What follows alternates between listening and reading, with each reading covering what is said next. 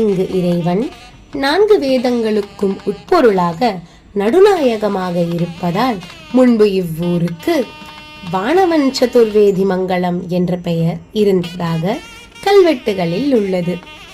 இக்கோயில் 1ஆம் குலோத்துங்க சோழனால் கட்டப்பட்டது எனவும் சுந்தர சோழனால் சீரமைக்கப்பட்டதாகவும் கல்வெட்டுகளில் காணப்படுகின்றது. இங்கு பிரம்ம தீர்த்தம் தீர்த்தமாகவும் மரமல்லி ஸ்தலவிருட்சமாகவும் இருக்கின்றது. கோயிலுள் நுழைந்தவுடன் கொடிமரம், பலிபீடம் மற்றும் நந்திகேஸ்வரர் உள்ளனர். இங்கு ஸ்ரீ திருசூலநாதர் நடுநாயகமாக அருள் பாலிக்கிறார். இத்திருக்கோயிலில் 2 அம்பிகைகள் உள்ளனர்.